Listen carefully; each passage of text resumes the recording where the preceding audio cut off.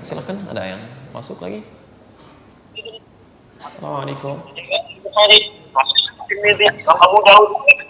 Mohon dikecilkan volumenya, Bu. Atau apa? Assalamualaikum Ustaz. Waalaikumsalam warahmatullahi wabarakatuh. Bagaimana menurut Ustaz cara untuk menghilangkan riba atau dengan cara bersumbangan gitu untuk menghilangkan riba? Yang kedua, bagaimana cara menghilangkan rasa takut terhadap hantu saat sholat tahajud jam 2 malam? Yang ketiga, apa menurut Ustaz Ustaz di TV Roja itu bagus, yang kadang dibilang orang sebagai Wahabi? Sekian Ustaz, jazakallahu khair. Jazakallahu khair insyaallah. Pertama, bagaimana cara menghilangkan riba? Jangan riba, gitu aja sederhana gitu ya. Anda jangan berbuat riba, tinggalkan riba, selesai. Bagaimana cara menghilangkan riba ya? Jangan berbuat riba, selesai masalahnya. Ini kan sudah kita bahas juga ayat turunannya termasuk di pertemuan yang lalu. Ya, orang riba itu orang yang menantang Allah Subhanahu wa taala. Bagaimana Anda bisa mau menang? Ya kan? Orang riba itu seperti orang kerasukan setan. Orang riba itu nanti seperti sempoyongan. Orang riba itu ketika masuk alam kubur siksaannya spesial. Ya, dan apa yang mau Anda manfaatkan dari situ?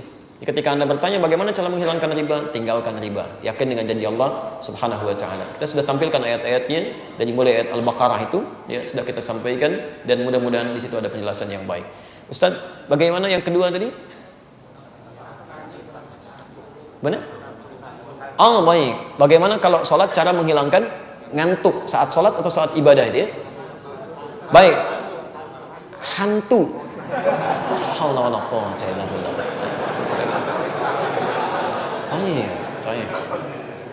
Pertama, apa itu hantu? Itu dulu. Kita kalau ingin membahas hukum, kita harus definisikan dulu sehingga ada batas yang jelas. Anda nggak mungkin memberikan hukum kalau nggak ada batasnya. Apa itu hantu? Hantu itu kan umumnya orang menggambarkan dua hal. Kalau bukan jin, setan gitu kan? Kalau bukan jin, setan. Ya, sering kan penampakan dan sebagainya. Dan keduanya berkolaborasi kalau dalam konteks ini. Teman-teman sekalian, yang pertama saya turunkan dulu dalil-dalilnya ya.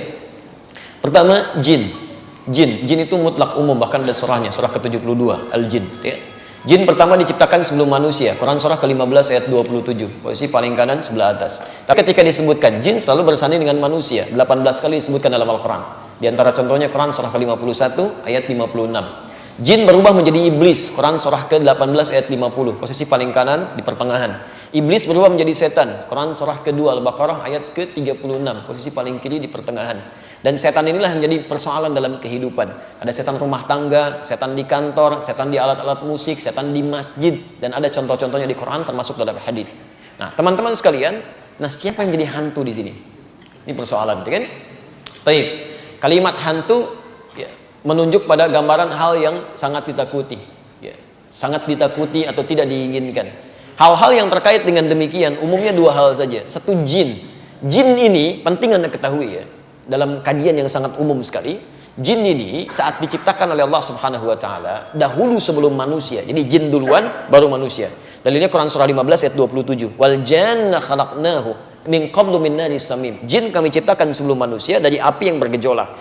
Namanya disebut dengan jin. Jin itu dalam bahasa Arab itu punya tiga arti.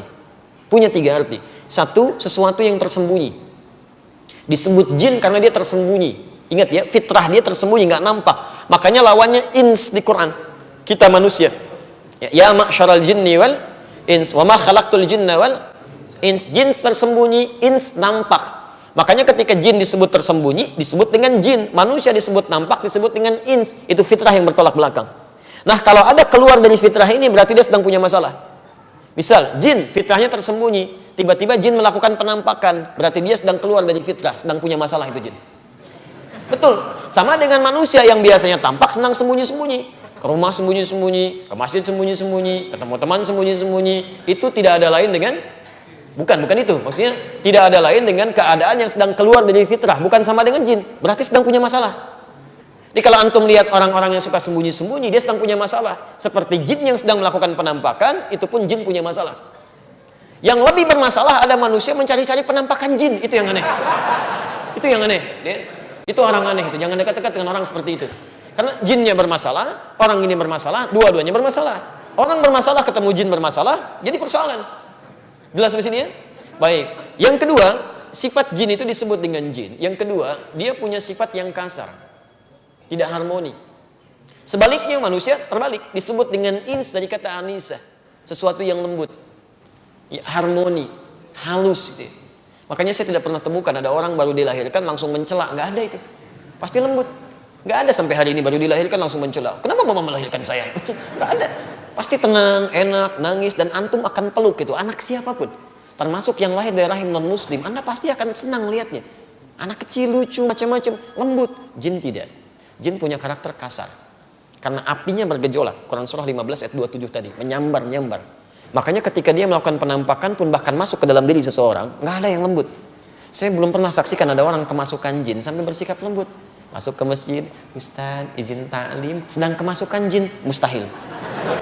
Mustahil.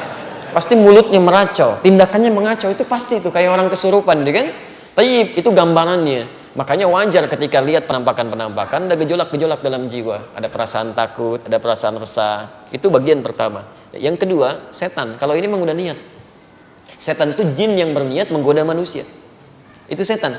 Makanya ketika setan menyimpang dari ketentuan Allah disebut dengan iblis. Jin menyimpang dari ketentuan Allah disebut dengan iblis. Quran surah 18 ayat ke-50. Ketika dia mulai menggoda Adam manusia disebut dengan setan. Quran surah kedua ayat 36. Fa'azallahuma syaitan. Memang ini setan dan niat menggoda. Niat menggoda. Dia sudah sampaikan pada Allah, saya akan goda semua keturunan Adam. Dari depan, dari belakang, dari kanan, dari kiri. Dan gak akan kau dapati mereka ya Allah dalam keadaan bersyukur kepadamu. Quran surah 7 ayat 16 sampai dengan 17. Quran surah 15 sampai ayat ke-40-nya. Quran surah ke-4 ayat 119. Posisi paling kanan sebelah bawah. Ada semuanya. Ada semuanya. Makanya ini yang suka membuat Anda misalnya, maaf, malam-malam suka gelisah. Mau ibadah suka malas. Dibuat khawatir macam-macam. Hantu yang Anda maksudkan itu setan. Tapi pertanyaannya, datang kepada siapa jin ini dan datang kepada siapa setan ini sehingga Anda gambarkan sebagai hantu yang Anda takuti itu. Karena mustahil setan itu bisa datang, jin bisa mengganggu orang-orang yang dekat dengan Allah Subhanahu wa taala. Di sekarang persoalannya, sejauh apa Anda membangun kedekatan dengan Allah Subhanahu wa taala? Coba bangun dari sekarang. Ya, rajin baca Al-Qur'an. Bukankah Nabi mengajarkan untuk membaca ayat kursi setelah selesai sholat, sebelum tidur? Ya, 2 surah terakhir Al-Falaq, An-Nas. Itu kalau Anda sering biasakan, tambah dengan Al-Fatihah, tambah dengan bacaan-bacaan yang baik, Anda dekat dengan Allah, terhubung dengan Allah, nggak akan bisa Anda diganggu jin atau bahkan setan, nggak akan mempan itu. Makanya kata setan mengatakan di dalam Quran surah ke-15 ayat ke-40, illa ibadaka minhumul mukhlasin. Semua hambamu ya Allah akan aku goda, tapi ada satu yang nggak bisa saya tembus. Mukhlasin, orang yang dekat dengan Allah Subhanahu wa taala, yang sering ibadah, sering zikir, sering berdoa, sering baca Quran, tunaikan sholat dan sebagainya. Kalau tidak percaya silakan. Walaupun dengan keadaan seperti itu, Anda tidak akan lepas dari godaan setan, tapi membuat Anda lebih kuat untuk memerangi godaan setan. Jadi yang pertama, bangun hubungan kedekatan dengan Allah Subhanahu wa taala dengan rajin meningkatkan ibadah.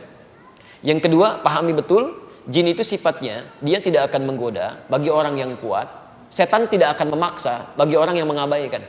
Jadi begitu ada godaan-godaan jin, godaan-godaan setan, Anda abaikan aja. Gak usah diambil dan gak usah direspon. Kalau Anda respon, kesenangan itu. Jangan dibiarkan. Jadi begitu Anda misalnya ada penampakan macam, jangan dibiarin. Ya, maksudnya jangan Anda respon, biarin aja, abaikan aja seakan-akan gak ada. Jangan Anda respon. Begitu Anda melihat bayangan putih, padahal mungkin kucing sekelebat gitu kan. Ada jin di situ, masya Allah, mulai khawatir, setan masuk. Begitu Anda khawatir, setan masuk. Setiap lewat kalimat itu, tempat itu, pasti Anda merasakan kegelisahan. Apalagi kalau sudah masuk dalam, jebakan-jebakan setan yang selanjutnya. Ya, simpan di situ makanan supaya nggak datang lagi. Simpan buah-buahan supaya nggak muncul lagi. Itu sudah kotor di situ. Ya. Yang ketiga, hilangkan di rumah Anda, termasuk kepribadian Anda, hal-hal yang disukai oleh hantu tadi, jin ataupun setan. Misal, maaf, suasana tempat yang kotor. Jin senang karena makanannya yang kotor-kotor. Ya, kotoran, makanya tempatnya di kamar mandi kan. Tempat yang paling kotor. Kalau Anda kelamaan di kamar mandi, itu senang tuh. Jin setan senang. Makanya jangan lama-lama, selesai keluar. Cek lagi ya di tempat-tempat yang tidak disukai. Ya, misal patung-patung yang tidak disukai, kan? Gambar-gambar yang tidak disukai, hindarkan semua itu. Itu mengundang. Termasuk maaf, walaupun bersih, bagian yang terakhir adalah tempat yang jarang digunakan sebagai zikir pada Allah Subhanahu wa taala. Antum diamkah? Nggak pernah dipakai zikir. Itu insya Allah itu hantunya datang sendiri. Nggak antum datang, nggak antum undang, datang dia. Datang, ya, itu silahkan aja kalau nggak percaya. Apalagi kalau ruangannya banyak, nggak pernah dipakai sebagai zikir. Nabi pernah menyampaikan, ya, ada 4 ruangan. Ruangan pertama untuk suami istrinya, ruangan kedua untuk anaknya, ketiga untuk yang bantunya, yang keempat untuk setan. Maksudnya bukan berarti punya 4 kamar, 1 buat setan, bukan. Ini hadis ingin menggambarkan ada orang berlebihan membuat ruangan yang tidak dia gunakan, yang justru digunakan oleh setan nantinya. Sebab ketika Anda tinggalkan, setan masuk. Masuk, ada setan rumah, kan sering saya sampaikan. Namanya dasim kan, setan rumah. Tugasnya salah satunya menunggui ruangan. Jadi begitu Anda kesini nih, setan tuh masuk ke ruangan Anda. Nggak percaya silahkan. Ya, nggak percaya silahkan. Jadi begitu Anda masuk, kan ada suka ada perasaan bangun malam, ada gelisah, kadang mimpi buruk. Itu setan. Setan. Cara mengusirnya sederhana, ucapkan salam. Bukan Anda buka, biasakan ya, buka Assalamualaikum. Kata Nabi, kalau Anda ucapkan itu dia berkata pada temannya. Berkata pada temannya. Mungkin Anda pulang dari sini, Anda bawa setan juga. Betul, di belakang ikut mungkin. Ada setan masjid kan, namanya khanzab. Setan masjid jago ada orang sholat. Di jalan mungkin ada setan yang lainnya ikut. Begitu nyampe rumah Anda ucapkan Assalamualaikum, setan satu berkata pada yang lainnya, kita tidak punya tempat menetap di sini. Tapi kalau Anda nggak ucapkan, dia akan berkata, kita punya tempat menetap di sini. Itu yang membuat sering Anda gelisah, nggak nyaman, mimpi buruk dan sebagainya. Biasakan teman-teman, buka pintu, Assalamualaikum. Tidak dijawab, itu normal. Dijawab, Waalaikumsalam. Itu Anda latihan lah. Baik.